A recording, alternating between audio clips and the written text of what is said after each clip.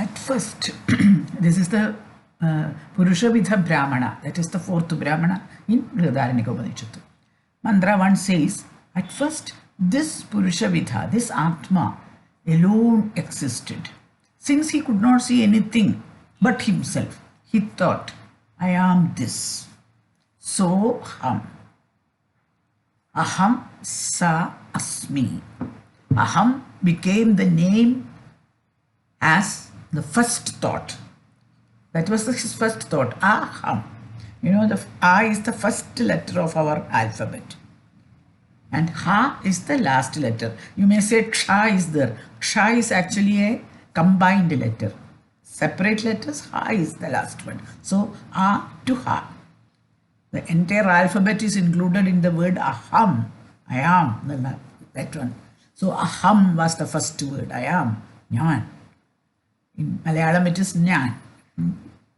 But Jnan also is, Jnan means Nya is 0. Na also is 0. So 2 zeros.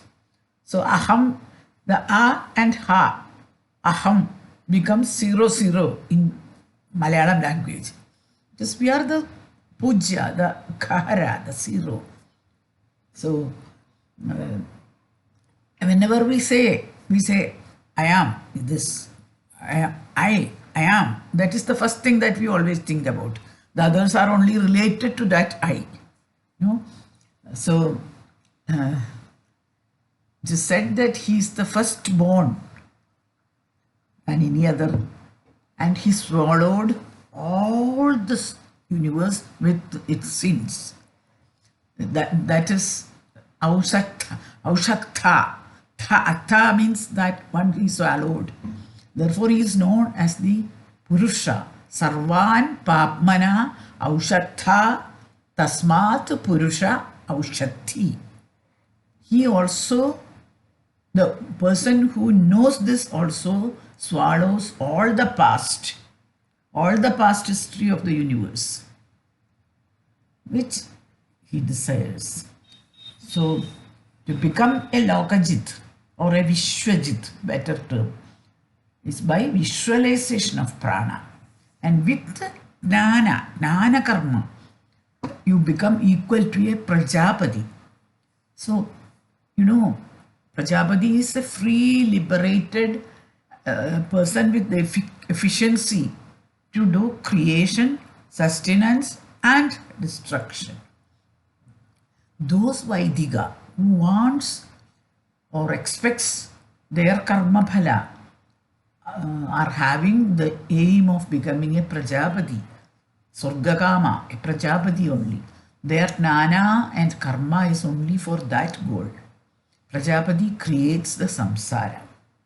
But you know, samsara is to be feared and avoided as it leads to a bondage and sorrows, and as far as possible we must stay away from samsara. There should not be any desire for samsara. That is the ideal. This is because samsara is bound to the gross, the manifested and the temporary structures, body, whatever thing which is gross. The only way to liberate, for liberation, is the absolute Brahmavidya alone. The one who has no thirst will not think of water.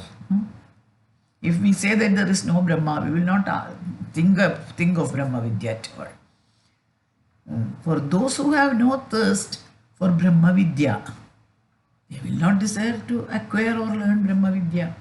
Therefore, first to make people interested, the benefits like acquisition of other types of sukha, other types of pleasures, etc.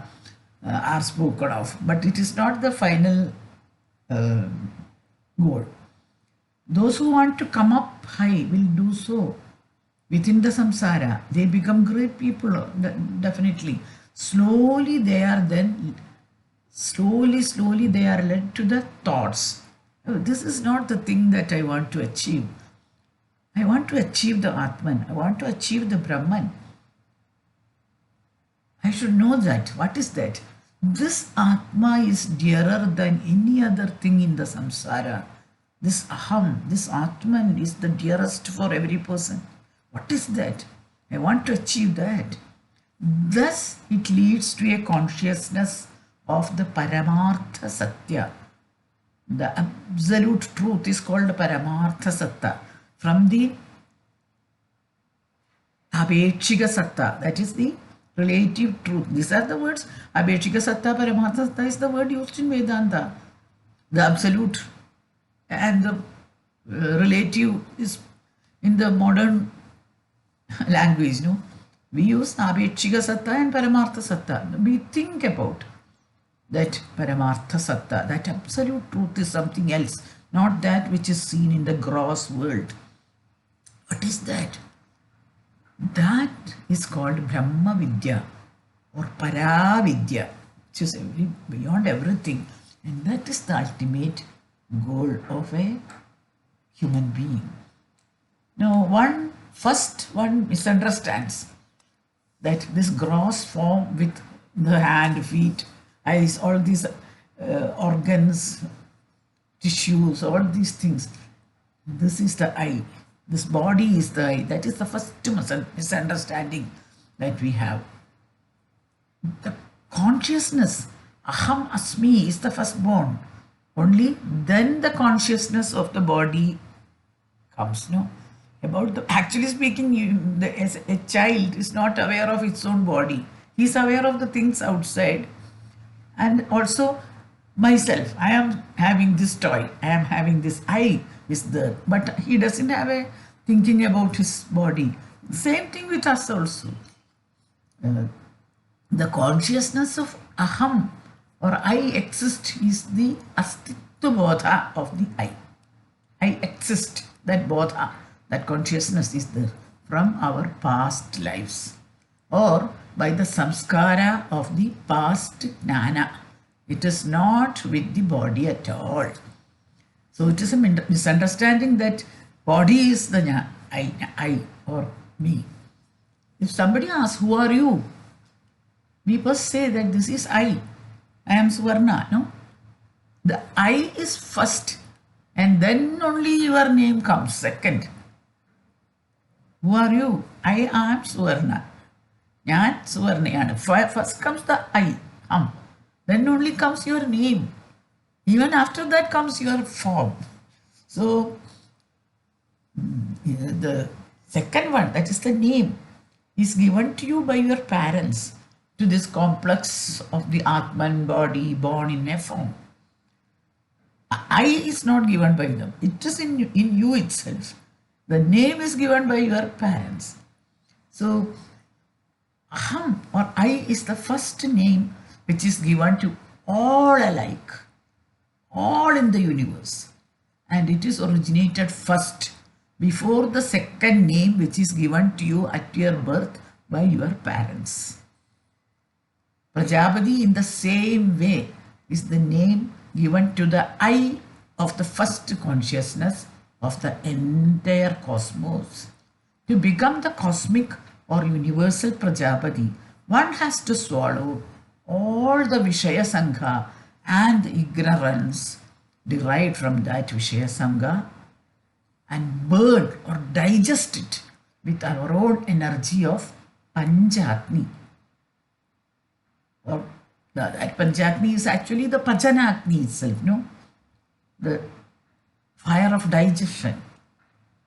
And it is because of this swallowing and digestion of all the karmas of sin, the Prajapathy is here designated as the Purusha. Now, Purvam is the past. From it, the first letter Pu. And Aushat, that is swallow. From that rest of the word, that is how Puru Aushati, therefore Purusha, that which swallows everything that was in the past, like the great time or Kala. Kala is the one which digests everything in the past, no? Kala or death or Mrityu is the Vishwarupa of the Purusha.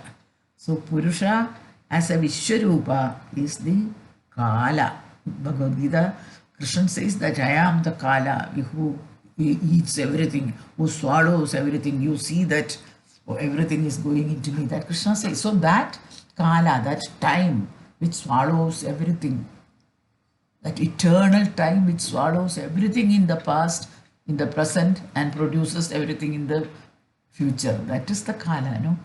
The one who by jnana and karma with jnana, not simple jnana, karma with jnana, both, burns all the karma and all the sorrows, which are the papas or sins of this samsara, into ashes, become equivalent to Prajapathy.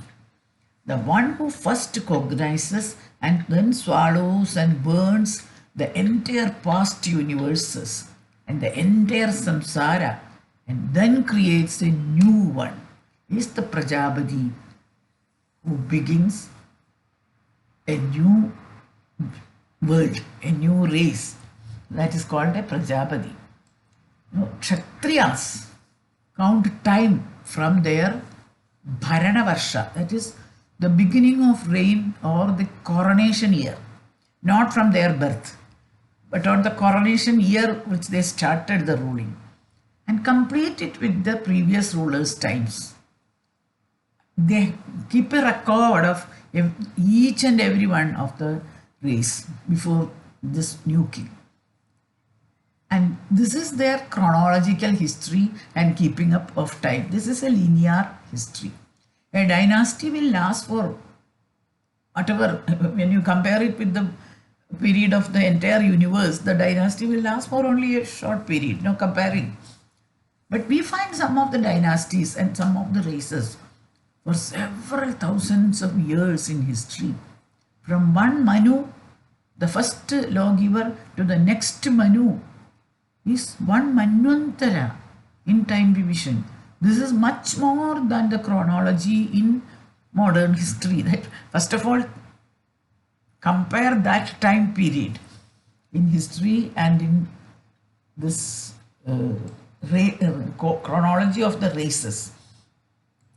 When we decide the winner in a running race, we know that to become fit for the success, he or she had the strength of body as well as a constant practice. No, to have constant practice before you win a running race.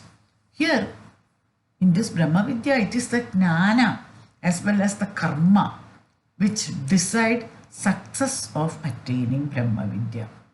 In the case of dynasties, the rule of the decay of one is taken as the growth of the another.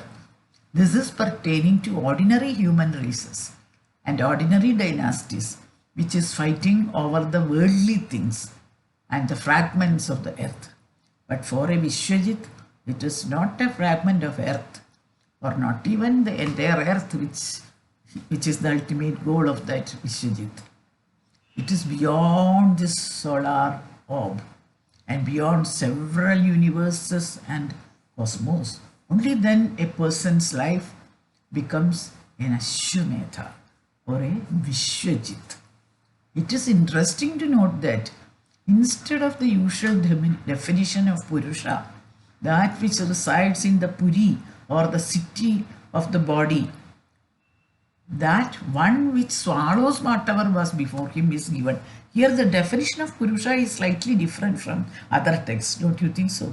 Purusha is the one who is residing, or Shayana, Pure Shayana Purusha. That is different here. Here it is said that the one who eats up everything, every universe at the end of a time span, that one is Purusha here.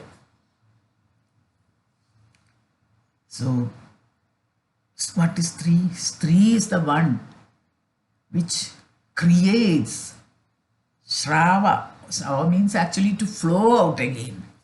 From that, something which is swallowed up and lost. From that, a new thing is flowing out. Srava, it is from that Srava. The word Stri is originated. So,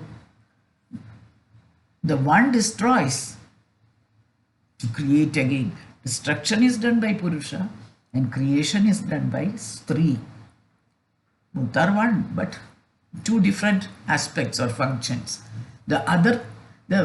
These two actions and the jnana for these two, for creation and destruction, always go together. They are a mithuna. Creation, Stri; destruction, Purusha. They are a mithuna. They always go together. And Sthiti is maintenance of a steady state or a balance or a homeostasis between the Srishti and Samhara, between the Stri and Purusha. There should be a balance. That is called Sthiti. It is the Sama. It is a balance between everything. Only when there is that Sthiti, we can have a steady state or a balanced or a homeostatic existence on earth. So Sthiti is to compensate, to balance the power of destruction and the power of creation. They are kept in balance by Sthiti. This is a beautiful concept in this first mantra.